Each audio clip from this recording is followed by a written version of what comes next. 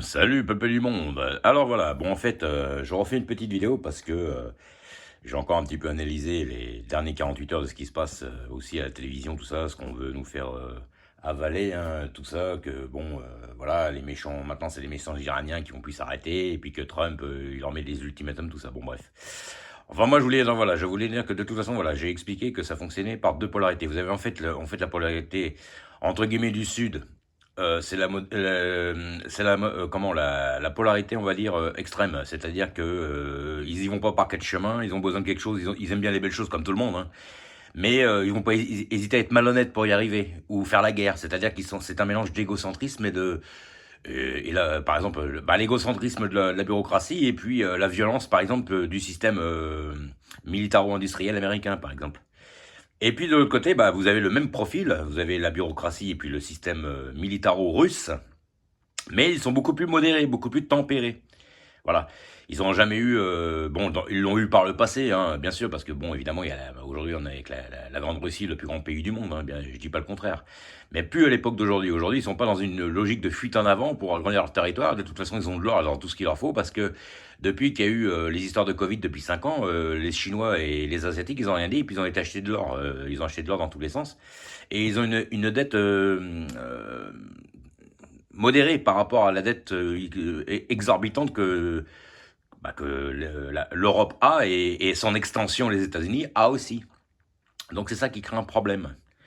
Donc, étant donné que de toute façon ça a toujours été les gendarmes du monde, les Américains groupés avec la bureaucratie de Wall Street, aujourd'hui ils font les gendarmes dans le monde partout, hein, puis ils veulent récupérer les matières premières, les machins, enfin tout, enfin voilà. Bon, après pour Trump, je le comprends aussi parce que bon, lui, il était pas vraiment responsable des anciens dirigeants avant lui. Et bon, après, il a été président entre deux aussi de temps en temps, mais je le défends pas. Moi, je veux dire, voilà, il essaye aussi évidemment que dans la redistribution des cartes, les États-Unis tirent leur épingle du jeu et gardent quand même certains monopoles sur certaines choses, comme certains territoires, comme l'Amérique du Sud par exemple et une partie de l'Amérique du Nord. Donc c'est ça aussi qui se passe, voilà. Mais ce que je veux dire par là, voilà, ce que je veux dire par là, c'est que quand je fais des différences de doctrine, voilà, on a l'impression que voilà, vous avez, comme je l'avais expliqué hier, vous avez on vous a raconté une certaine catégorie, enfin une certaine histoire du monde, comme quoi les gens du Sud sont supérieurs aux gens du Nord. Les gens du Nord, c'était des gros bourrins, voilà, avec des sandalettes de Gaulois aux pieds, et puis qui n'ont jamais évolué, que c'était voilà, que ce sont les Gallo-Romains après qui sont arrivés, et donc ils ont fusionné avec les Gallo-Romains, et puis nous devons tout aux Romains. Déjà les Romains, l'architecture et tout qu'ils avaient, elle vient des Grecs pour commencer. Les Grecs sont d'anciens nordistes. Et les Grecs sont anciens nordistes, et puis après évidemment les peuples, comme dans tous les peuples changent d'endroit, ça ils bougent, ils migrent, voilà. Après les Grecs ils se sont retrouvés à l'endroit où ils sont aujourd'hui, et voilà. Mais c'est une doctrine aussi d'anciens nordiques, un peu comme les Iraniens aussi. Vous avez aussi dans l'ancien temps, vous avez comment les Turcs. Aussi, c'est des doctrines comme ça. Bon, ils ont les doctrines du Sud, et puis ils sont musulmans, bien sûr, hein, mais il y a une partie un peu plus, voilà, un peu plus modérée, on va dire.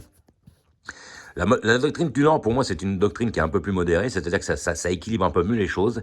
Et la doctrine du Sud, étant donné que c'est une doctrine qui est dirigée par l'égocentrisme surtout, et puis un peu de violence, entre guillemets, parce que voilà, le je me montre en avant, enfin bref, voilà, ce sont les gens qui font du bruit, hein. Voilà, les Américains sont partout, il faut toujours qu'ils montrent qu'ils sont là, sur tous les territoires. Et puis la doctrine derrière de Wall Street, l'argent, le bling-bling, le machin, voilà, c'est ça que je veux dire, hein. C'est des gens qui n'hésitent pas à être un peu malhonnêtes. Ils sont pas dans la tempérance ni la modération, ils sont dans le malhonnête. Voilà, ils hésitent pas à faire des guerres partout pour s'enrichir, pour prendre des territoires. Ils sont de mauvaise foi, ils manipulent, ils mentent, ils trahissent. Vous avez ça aussi à l'échelle humaine, hein. C'est pas que les pays, hein. Ça peut être les pays, ça peut être à votre travail, ça peut être dans les familles. Ça peut être des collègues de boulot, voilà, des gens qui ont des doctrines comme ça. Moi, c'est ça, c'est cette doctrine-là que je parlais. Moi, je le vois comme ça. La plupart des gens, même des fois quand vous allez travailler dans une entreprise, vous voulez faire votre travail, vous vous dites, voilà, je vais faire mon travail du mieux que je peux, je suis correct, je vais essayer de bien travailler, je vais essayer de m'entendre avec tout le monde, même si des fois c'est un peu difficile, mais enfin voilà.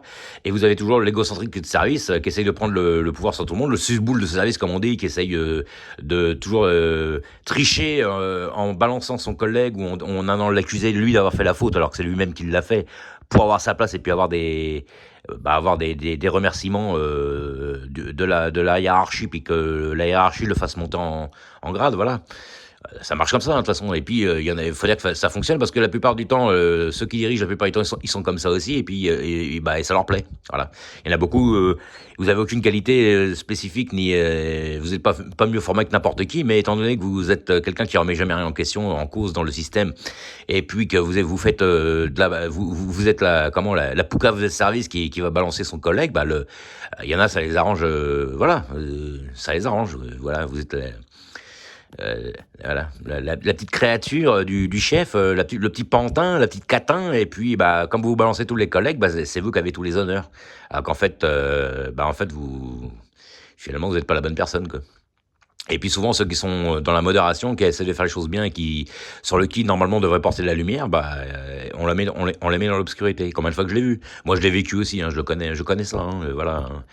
Et puis en plus aujourd'hui, tous ceux qui nous dirigent, comme la plupart ils sont malhonnêtes, ils vont diriger les lois à leur sauce. Hein. C'est pour ça qu'il se passe tout ce qui se passe aujourd'hui. De toute façon, pour moi, voilà, on est dirigé. Voilà. Depuis 1789, voilà, il y avait la royauté. La royauté, c'était des gens qui étaient plutôt, ils aimaient bien les belles choses aussi, mais voilà, mais ils faisaient les choses dans la modération et c'était logique pour eux. De toute façon, je vois pas pourquoi ils se seraient emparés du pouvoir alors qu'ils ils l'ont eu pendant des centaines d'années. Et du jour au lendemain, vous avez eu la Révolution française, c'est-à-dire, voilà, soi-disant les peuples en dessous. Enfin bref, c'est plutôt une malhonnêteté intellectuelle de dire que c'est le peuple qui s'est soulevé. Je pense que c'est une manipulation de toute manière. Hein. Voilà, d'un seul coup, c'est un combat contre l'Église et puis les institutions et puis la royauté, hein, qui n'était pas aussi néfaste que ce qu'on nous dit. Et c'était donc l'ancienne Tartarie, mais l'ancienne Tartarie, évidemment, nous, sur les manuels d'histoire, c'est pas ça qu'on nous raconte, a été caché, en fait, voilà. Et en fait, ce sont en fait les dirigeants de cette époque-là. Ils avaient une vision globale, un peu comme un patron. Tandis que ceux qui nous dirigent actuellement, ce sont des gens, ils ont des visions de salariés. Mais bon, après, je disais, les salariés un peu beauf égocentriques, c'est pas ça que je veux dire. Les salariés ne sont pas tous comme ça. Hein. Évidemment, on va pas mettre tout le monde dans le même panier, mais enfin voilà, c'est les catins que vous avez dans la société. Ceux qui nous dirigent, c'est la petite salope du chef là qui vous dirige sans vouloir être sans vouloir être impoli, hein. Mais c'est un peu pour expliquer. C'est un petit peu la petite garce qui va voir le chef en disant chef, il a pas fait ci, il a pas fait ça, et puis là il a fait une erreur, et puis la poucave de service avec le livre de la délation. Voilà, c'est ça. Ça, c'est les pires, ça. C'est les arrivistes. Les arrivistes, c'est les pires de tous. Tandis que les autres, ils étaient déjà en place. Donc, c'est pas des arrivistes. Voilà, voilà. Donc, en fait, souvent, on accuse même les gens un peu aisés, un peu riches, même des fois, d'être les mauvaises personnes, alors que des fois, c'est pas ça du tout. Faut regarder un peu en dessous. Et aujourd'hui, c'est ça qui se passe. Quand vous étudiez l'histoire, vous regardez l'histoire de la Grèce antique qu'on nous a servi à l'école, la Grèce antique archaïque qui date d'il y a très très longtemps, qui était même en place un peu la Rome antique aussi. La Rome antique, les âges d'or de la Rome antique, c'était après la Grèce archaïque qui a été un peu effacée au profit de la Grèce. Hein. Ils ont piqué l'architecture. Bon, après, ils ont quand même créé la leur. Hein. Ils ont adapté aussi. Ils ont fait des amphithéâtres à leur sauce avec leur modèle à eux, bien sûr. Mais enfin, l'architecture première, ça vient de... même les casques et tout, ça vient de Marathon, ça vient de tout ça, ça vient des gladiateurs, ça vient des Spartiates, ça vient de tout ça. Hein. Il y a eu beaucoup d'emprunts. Voilà, c'est comme quand il y en a ils prennent des églises païennes et puis qu'ils enlèvent le signe dessus, puis ils mettent une croix pour dire que c'était leur église à eux, leur croyance, quoi. Voilà, c'est en fait, voilà, vous aviez une Rolls-Royce et puis on enlève le signe Rolls-Royce dessus, puis on met un signe de chevaux à la place. Voilà, et on fait croire que c'est à nous et que c'est nous qui avons tout créé. Ce sont de la malhonnêteté intellectuelle. Mais étant donné que de toute façon l'ego, c'est le malin. Le malin, on l'appelle le malin, c'est pas pour rien. Il se dissimule dans tout, dans des petits détails. Voilà, des fois vous allez regarder une chose, vous croyez que ça a été en place depuis longtemps, en fait c'est juste de la récupération. C'est comme si en fait vous aviez quelqu'un qui avait créé sa maison, qui avait occupé les lieux, et puis d'un seul coup la personne a décède, et puis il y a quelqu'un qui prend sa place, et puis il fait croire à tout le monde que c'est lui qui a construit la maison à la place. C'est ça qui se passe en fait. Et aujourd'hui c'est exactement la même chose. Vous avez après eu les Mérovingiens remplacés par les Carolingiens de Charlemagne, hein, la doctrine un peu plus du sud. Pareil, la monolithité, et puis peut-être la supériorité aussi, étant donné que c'était des empires, la supériorité aussi dans les armées, tout ça, pour écraser les gens qui étaient avant. Mais enfin, c'est pareil, c'est encore un mouvement du Sud qui a voulu s'emparer du pouvoir par rapport à un peuple du Nord. Hein, voilà. Et puis ça peut continuer longtemps comme ça. Voilà, il y a eu du remplacement, voilà. Et puis je pense qu'il y a eu aussi peut-être des successions d'époques, un peu comme la droite et la gauche aujourd'hui. À un moment c'était la droite, après c'est la gauche qui est venue, après c'est la droite, après c'est la gauche. Enfin, pas au même niveau parce que ça n'existait pas à ces époques-là, c'était la royauté. Mais enfin, je veux dire dans les doctrines, voilà.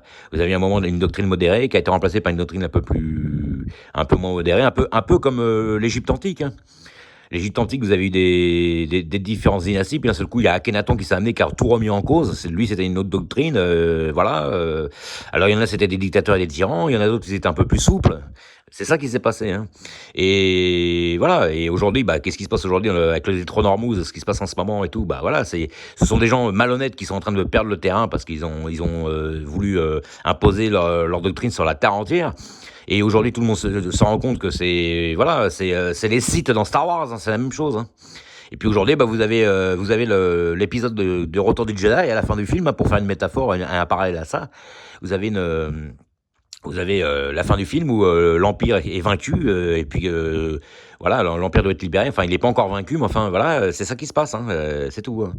Je pense aussi que voilà, aujourd'hui, de toute façon, il y a eu le monde de la Tartarie avec la fameuse énergie libre de Nikola Tesla, hein, et ils disent qu'en fait, ça aurait pas été vraiment une invention, mais ça aurait plutôt été une récupération, un peu comme le métro et puis les vestiges des endroits qui ont été récupérés aujourd'hui, tous les immeubles haussmanniens, tout ça, ça serait beaucoup plus ancien, ça viendrait en fait d'une ancienne civilisation qu'on appellerait la Tartarie, hein, les Tartares, hein, c'est-à-dire le peuple mongol groupé au peuple de Russie, et puis quelques autres peuples, voilà, qui se sont étendus loin, jusque San Francisco aux États-Unis. Hein. Donc en fait, ça correspond à tout le Caucase et les Asiatiques, c'est-à-dire tous les Vikings qu'il y avait à l'époque, quoi. Toute l'hyperborée et les Vikings, hein, c'est exactement la même chose. Hein. Donc les Vikings sont partis, ils viennent du Caucase, hein, et puis ils ont évolué jusqu'en Norvège et dans tous les pays scandinaves, et puis ils se sont retrouvés jusqu'aux Amériques. Hein. Il y a des tombes avec des Américains là-bas, et puis l'Islande. Hein. Donc c'est exactement ça. Hein. C'est une mutation de peuple avec différentes générations, mais c'est le même peuple finalement qu'on va regarder. Donc ce sont les hyperboréens du Caucase qui viennent à la base du monde ce qu'on appelle les Alstat, le monde de Germanie, voilà, les germaniques, quoi. Qui se sont, c'est des peuples qui se sont déplacés comme les Asiatiques. Les Asiatiques viennent du froid, et puis après, bon, bah, ils se sont déplacés au fil du temps, comme le reste du monde. Ils se sont éparpillés sur la terre entière, hein, bien sûr. Mais à la base, les Mongols, c'est un peuple qui vient du froid, exactement comme les hyperboréens, les peuples d'hyperborée, au-delà du vent de Borée, c'est-à-dire les peuples septentrionaux, où il y aurait le fameux Yggdrasil, tout ça, le pôle Nord, voilà, toute la région pôle Nord. Donc en fait, il y aurait eu une ancienne Tartarie qui aurait duré environ 300 ans, hein, peut-être même un peu plus, j'en sais rien du tout, parce que c'est caché. Mais ils ont retrouvé les vestiges, voilà, ils se demandent aujourd'hui, même si le métro aujourd'hui, qu'on nous fait croire qu'il a été inventé dans les années 1800, et puis que commence à être fait à Paris en 1900, ils disent qu'en fait, ça serait ils auraient tout déblayé, ça serait des anciennes constructions qu'ils auraient retrouvées, qu'ils auraient déblayées et qu'ils auraient empruntées. Et d'ailleurs, au début du siècle, on voit qu'il y a eu d'un seul coup, il y a eu un pic de natalité inexpliqué qu'il n'y avait pas au 19e siècle avant. Et puis au XXe siècle, il y a eu un énorme pic, et puis fin 19e, début 20e, il y a eu un énorme pic de natalité qui s'est après calmé. Puis en plus, il y a eu des guerres. Ils n'arrivent pas à comprendre pourquoi d'un seul coup il y a eu un taux de natalité énorme, avec des gens qui ont été complètement délocalisés, beaucoup d'enfants qui n'avaient plus leurs parents ni rien du tout. On les a mis dans des incubateurs en début du siècle et tout ça. Il y a eu quand il y a eu l'exposition universelle, tout ça, il y avait beaucoup d'inventions, des trucs comme ça. Et ils comprennent pas. Il y a eu beaucoup de peuples, les peuples, beaucoup de peuples qui ont migré, qui ont été déplacés, qui n'avaient plus leurs parents ni rien du tout. On a l'impression en fait qu'ils ont déplacé un peuple pour et puis préparer une ville à accueillir une nouvelle histoire, hein, voilà, comme s'ils avaient fait un reboot. Et moi, je pense que c'est ça qui s'est passé.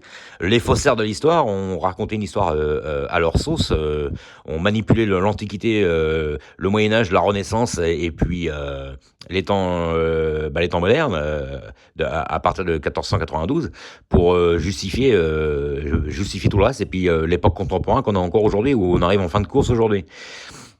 Donc voilà, donc vous aviez l'énergie libre à l'époque de Tartarie qui a été cachée. Vous regardez les vidéos, vous voyez des femmes et des hommes en 1916 qui se baladent avec des trottinettes électriques, des véhicules électriques, des voitures électriques avec des inventions. Vous avez même des voitures qui peuvent se garer avec une roue qui sort d'en dessous. Et vous avez aussi des inventions de véhicules que personne n'a jamais vues. Et ça, c'est très vérifiable. Vous regardez le monde de la Tartarie, hein. Après, vous aviez des dirigeables, vous aviez tout ça. Bon, après, il y a peut-être aussi une partie un peu folklorique et fantasy. Ça a peut-être pas été à ce point-là non plus, parce que voilà, les gens cherchent. Bon, mais il y a des choses inexpliquées. On a l'impression que ce peuple-là était très très en avance, voire peut-être même plus en avance que nous aujourd'hui.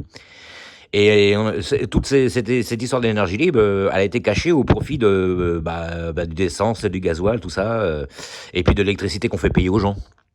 Donc en fait, le monde égocentrique du Sud, et le monde qui est violent, égocentrique et manipulateur, le malin en fait a caché tout ça pour prendre le pouvoir et puis créer un système capitaliste.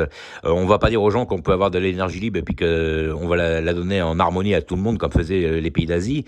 Si on peut faire croire à tout le monde qu'il y en a en très peu quantité, et puis qu'on on peut le vendre et s'enrichir pour que les gens aient de l'électricité. C'est ça qui s'est passé. Voilà, aujourd'hui, qu'est-ce qui se passe? C'est la même chose, on nous ressort la même chose. Et puis aujourd'hui, voilà, vous avez un siècle qui est passé. Et puis aujourd'hui, comme il y a des histoires de carburant maintenant qui montent et qui sont très très chers, le carburant, le gasoil, tout ça, et puis qu'il y a des problèmes d'approvisionnement, et puis que les guerres successives depuis qu'il y a la guerre en Ukraine, tout ça, ont fait que les matières premières au Caucase et tout, maintenant sont très chères, et puis qu'ils veulent essayer chacun de récupérer un peu les monopoles, on va dire. Ils nous ressortent aujourd'hui tous les appareils électriques. C'est ce que vous avez aujourd'hui. Ils veulent, en gonflant les prix, c'est aussi un bon moyen je pense, de faire acheter aux gens des véhicules électriques. De toute façon, les véhicules électriques, je pense qu'à partir de 2030, 2035, 2040, on n'aura plus que ça. Donc je pense que c'est un peu comme l'intelligence artificielle aujourd'hui. Je pense que de toute façon, qu'on le veuille ou qu'on le veuille pas, de toute façon, on va être un peu obligé de se mettre à la page petit à petit. Même celui aujourd'hui qui dit que voilà, il veut pas un véhicule électrique en 2026, moi je pense qu'en 2040 il aura pas le choix parce qu'il y aura plus que ça, ou alors il aura pas de véhicule. Donc je pense que de toute façon il va être obligé de s'y mettre. Tôt ou tard, dans le futur, sa voiture électrique il l'aura automatiquement. Mais je pense que déjà les prix seront peut-être un peu plus abordables. Enfin d'ici là on sait pas. Et puis voilà. Je pense même que dans le futur, on aura un internet en commun que tout le monde pourra expliquer, voilà, que tout le monde pourra utiliser. Voilà, il y aura peut-être plus de forfait. Je pense qu'aujourd'hui, on est en train de perdre l'ancien monde, enfin le monde contemporain qui avait remplacé le monde de la Tartarie des années 1800-1900. Je pense que c'est ça qui est en train de revenir. Je pense qu'en fait le modèle du sud violent, c'est-à-dire extrême, est en train d'être remplacé par la polarité du nord, beaucoup plus modérée, c'est-à-dire l'ancien monde de la Tartarie. C'est-à-dire que c'est un monde qui va être dirigé qui va être polarisé au nord, et comme était polarisé la Tartarie au nord avec les Russes et puis les Mongols, le peuple mongol et les autres peuples, hein, mais c'était polarisé au nord comme à cette époque-là. Je pense que c'est ça qui est en train de se passer. La polarisation du monde est en train de changer. Elle est plus à l'ouest et au sud, elle est maintenant à l'ouest et au nord. Voilà. Vous avez deux polarités, hein. Vous avez le nord et l'est, et puis le sud et l'ouest, voilà. Et comme je le disais dans la vidéo d'avant, vous avez le soleil qui se lève à l'est et qui se couche à l'ouest. Donc en fait, le côté début de journée lumineux, on va dire, c'est le côté nord, et puis le côté où le soleil se couche, où ça devient sombre, c'est plutôt l'ouest, hein, pour faire une métaphore, hein. Donc voilà, c'est pas parce que vous êtes un peuple du nord que vous n'êtes pas lumineux, et c'est pas parce que vous êtes un peuple du sud qu'on croit qu'il est lumineux que vous n'êtes pas sombre. Voilà. Alors évidemment, après, on met pas tout le monde dans le même panier, bien entendu, mais ce sont des doctrines, voilà. Il y a des gens qui n'hésitent pas à être malhonnêtes, voilà. Dans le peuple aujourd'hui, c'est pareil dehors, hein. Vous avez qu'à sortir dehors, vous pouvez avoir une agression de quelqu'un qui va pas hésiter à vous agresser, parce que lui, il a une doctrine un peu plus sudiste, un peu plus extrême, que quelqu'un qui va être beaucoup plus tempéré et modéré du nord, qui vous agressera pas. Un Asiatique, quand il est dehors, j'ai rarement entendu un Asiatique qui attaque des gens dehors. On l'a très rarement entendu, pour ne pas dire jamais. Par contre, les gens qui sont un peu plus polarisés au sud, sans vouloir faire de différence entre les gens, hein. Tout le monde n'est pas pareil, bien sûr, hein. Ceux qui sont les plus extrêmes, c'est ceux qu'on va dire entre guillemets qui sont le plus wesh-weishisés. Parce que de toute façon, ceux qui nous dirigent, même en costume cravate aujourd'hui, ceux du bas et ceux du haut, ce sont des wesh-weishisés. Et vous avez les modérés qui sont au milieu. En fait, vous avez des extrêmes des deux côtés avec les modérés qui sont au milieu. C'est ça qui se passe. Et en fait, les modérés sont pris dans un étau entre tout ça. Voilà. Vous avez la guerre d'Israël avec la Palestine. Israël, c'est les extrêmes, la Palestine, c'est les modérés. Vous avez en ce moment les Américains qui sont aux extrêmes qui vont attaquer les Iraniens qui sont modérés. Vous avez de l'autre côté les Russes et puis l'Ukraine. Et vous avez les Ukrainiens qui étaient extrêmes et les Russes qui étaient modérés. Voilà, c'est ça qui se passe. En gros, voilà. Et moi, je pense qu'en fait, l'ancienne Tartarie des Russes, qui nous a été cachée évidemment, l'empire des tsars et en plus de tout ça, voilà, où il y avait des meubles haussmanniens du XVIIIe siècle, du XVIe siècle, du XVe siècle et tout, un peu comme ce que vous aviez à Versailles, et puis les meubles du XVIIIe, XVIIIe siècle. Hein, voilà, toute cette architecture-là. Voilà, tout ce qu'on voit dans les peintures dans les églises et puis dans les châteaux, tout ça, voilà, voilà, entre guillemets, ce que les gens n'aimaient pas, on appelait ça la monarchie absolue. Mais la monarchie absolue de ces époques-là, a été pas aussi terrifiante que tout le monde le disait, ce n'est pas vrai. D'ailleurs, ils étaient même un peu protectionnistes envers le peuple, les rois. Évidemment, on leur payait un impôt, bien entendu, un peu comme aujourd'hui, mais c'était pas aussi violent, c'est pas vrai. Et puis, c'était groupé au catholicisme, voilà. Et puis après, il y a eu une séparation de l'Église et de l'État, comme il y a eu, voilà. Mais voilà, je pense qu'aujourd'hui, le monde est en train de se redessiner. Je pense qu'on est en train de revenir, entre guillemets, 300 ans en arrière, mais dans le bon côté dans le beau côté de la chose, hein. C'est-à-dire qu'en fait, le monde, une fois qu'on aura passé tout ce qui se passe en ce moment, s'il n'y a pas une guerre, évidemment, s'il n'y a pas un conflit mondial, mais je ne pense pas. Je pense que le monde est en train de se redessiner avec un monde qui va être polarisé du côté de Vladimir Poutine et des Asiatiques et puis des autres pays qui l'entourent, les pays du BRICS. Et qu'en fait, c'est une nouvelle Tartarie 2.0 qui revient, où tout est polarisé au nord et que la mer Caspienne, voilà, ils ont aussi du pétrole, ils ont tout ça, voilà, et le monde il va être redirigé comme ça, où ça va être un monde qui va être beaucoup plus modéré, beaucoup plus équilibré. Et que ceux du Sud qui sont malhonnêtes ne le supportent absolument pas. Ils veulent essayer par tous les moyens de... ils savent qu'ils ont perdu. Ils savent qu'ils ont perdu maintenant qu'ils vont être remplacés voilà. C'est comme si la droite avait remplacé la gauche d'un coup, puis ça y est, ils ont perdu le pouvoir. Et puis voilà, il y a eu des années de gauche, et puis d'un seul coup c'est la droite qui vient, ou l'inverse. Voilà, c'est ça qui se passe. Donc il y a un changement de doctrine, voilà. Ça va être une doctrine, par exemple, un peu plus... bon, c'est du capitalisme aussi, hein, mais un peu plus en commun. Un peu comme si c'était une sorte de communisme, mais d'aujourd'hui, en fait, voilà.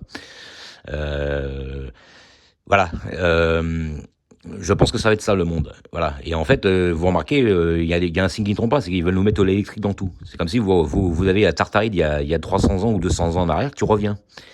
Et le monde du pétrole, des pays du pétrole, des pays du Sud va être mis un peu entre guillemets, entre parenthèses. Ça veut dire qu'il va être là, mais ça sera plus lui ça sera plus lui qui sera à l'avant-scène. Ça sera le monde, le monde Asie, quoi. Moi, je le vois comme ça. Alors après, je peux me tromper, bien entendu, mais c'est l'analyse que j'en fais. Voilà. Donc, on va être dans un monde qui sera beaucoup plus équilibré, beaucoup moins égocentrique, où il y aura plus de partage, parce que le monde asiatique, c'est un monde qui est à l'équilibre. Voilà. Dans la modération et la tempérance. Et vous avez le côté américain, la fuite en avant. Hein. Ça a toujours été ça, c'est la vérité. Hein. C'est pas le peuple américain lui-même, mais c'est le peuple, c'est le peuple surtout de ceux qui nous dirigent à Wall Street qui ont les manettes et puis qui se servent pour faire du gros capital, qui se servent de l'armée américaine pour imposer leurs lois partout. On veut absolument que le dollar reste par la dissuasion militaire. Et de l'autre côté, c'est comme si vous aviez les Russes qui voulaient absolument que le rouble il soit mis en avant en utilisant l'armée chinoise ou l'inverse, ou les Chinois avec le yen, si ils envoyaient les Russes pour maintenir la monnaie. C'est exactement ça qui se passe. Seulement les Asiatiques, ils ont compris la chose depuis très longtemps et puis ils se sont protégés. Aujourd'hui, ils ont tout. En Russie, en Chine, ils ont tout. Ils ont racheté de l'or sans rien dire à personne, rien du tout. Et ils n'ont pas une dette record comme on a ici. Étant donné qu'ici, là, on est plombé par la dette, en plus, les gens, qu'est-ce qu'ils disent? Ils disent, on va faire la guerre, parce qu'en faisant la guerre, qu'est-ce qui se passe? Quand on fait la guerre, la dette, elle s'efface, et puis en plus, on vend des armes, on fait monter le prix des monopoles, le prix du pétrole, le prix de la bouffe, le prix de tout, et puis on va renflouer les caisses pour essayer de sauver les meubles. Et le problème, c'est qu'en tout ça, dans tout ça, vous avez l'empire des États-Unis, ou entre guillemets, groupé avec un peu l'Europe, aujourd'hui qui perd la face. Et puis comme ils perdent la face, maintenant ils se sont un peu détachés de l'Europe. Et puis les Européens, c'est les dindons de la farce en plein milieu. En fait, on est les taux, nous, on est les modérés qui sont au milieu, qui s'en prennent plein la gueule. Alors et vous avez l'immense empire, j'appelle ça un empire, c'est pour regrouper, c'est pas un empire, mais enfin c'est pour regrouper un peu tous les pays, hein, vite fait, c'est pour pas répéter à chaque fois que c'est la Chine, la Russie, euh, l'Iran, les Indes, voilà. Après, voilà, vous avez la Corée du Sud, la Corée du Nord, vous avez tout ça. Qu'ils soient capitalistes ou communistes, ou qu'ils aient une autre doctrine, de toute façon, c'est le monde de l'Asie, hein. De toute façon, le monde d'Asie, s'il est attaqué, les pays qui sont à côté, même s'ils n'ont pas la même politique, ils vont quand même répliquer de toute façon tôt ou tard. Et ça risque d'embringuer tout le monde dans le brasier de la guerre. Donc voilà, moi je pense que c'est ça qui se passe. Quand on est dans un ancien cycle, évidemment, il va y avoir une augmentation ça va être un peu plus violent pendant quelques temps, le temps que, en fait, c'est comme si vous aviez vous arrivez dans une ancienne maison, vous êtes obligé de faire le ménage avant, hein. Vous êtes obligé de balayer, parce que la maison n'a pas servi depuis longtemps, elle est poussiéreuse. Vous êtes obligé pendant un certain temps, il y a un entre-deux, hein. Vous allez prendre ou alors au travail, vous allez prendre des fonctions quelque part avec un nouveau poste, vous allez vous installer, vous allez préparer votre bureau, vous allez installer vos trucs, vos photos, vos machins, c'est ce qui se passe. Voilà, l'ancien monde est en train de partir, et puis la nouvelle polarité, il faut qu'elle s'installe, et ça prend du temps, donc c'est le temps que tout soit remis en place. Donc j'en pense qu'en fait, en ce moment, on nous fait croire à tout le monde que pour que tout le monde panique, et puis tout le monde paye dans tous les sens, tout le monde fasse le fait d'aller à la pompe avec 3 euros en se disant je n'ai pas le choix, je suis obligé de faire ça. Je pense qu'en fait, c'est le nouveau monde qui est en train de se redessiner, qui est en train de faire disparaître l'ancien système pyramidal d'avant qui était à bout de course, et que c'est un monde à la Tartarie 2.0 qui va se réinstaller. La Russie d'aujourd'hui, la Russie moderne d'aujourd'hui, groupée un peu sur l'ancien modèle, où ils étaient harmonieux. On avait parlé d'énergie libre avec des antennes partout sur les toits. Et moi, je pense que ça a véritablement existé. Ils avaient de l'énergie qui était diffusée pour tout le monde, en commun. Ils avaient mis ça en commun. C'est-à-dire que les gens ne se prenaient pas la tête avec tout ça. Voilà. Aujourd'hui, la plupart des gens, ils sont chez eux, ils sont obligés de compter leurs pièces de monnaie pour voir s'ils vont pouvoir s'acheter une baguette de pain ou un truc, voilà. Et eux, ils voulaient pas tout ça.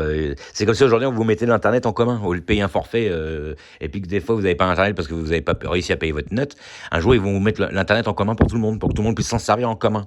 Voilà. Et la Tartarie, ça fonctionnait comme ça. C'était une sorte de communisme en commun. Voilà. C'était un équilibre, une harmonie. Le monde vivait en harmonie. Le monde était très beau, les gens vivaient en harmonie. Et puis voilà. Et puis ce monde a fini par disparaître parce qu'il y a eu une catastrophe. Il y a une coulée de boue, comme on parle, hein. Évidemment, il faudrait que les gens regardent sur Internet. Il faut faire des recherches. Et il s'est passé beaucoup de choses. Voilà. On a l'impression que d'un seul coup, l'ancien monde a disparu au profit d'un nouveau. Et puis petit à petit, l'ancien monde a été effacé. Comme 1906 à San Francisco, où vous avez eu un énorme tremblement de terre. On a l'impression que c'est une énergie dirigée qui a détruit tout. Et vous avez une vidéo qui s'appelle vous pouvez la voir sur Internet, la vidéo de 1906, où il y a un espèce de tramway qui avance avec quelqu'un qui filme les gens de l'époque. Et on a l'impression, en fait, dans cette vidéo qui est très particulière, on voit sur les côtés, on voit les immeubles haussmanniens et puis les anciens tramways et tout ça. On voit que le monde marchait aussi à l'électrique, et puis c'était le début des voitures.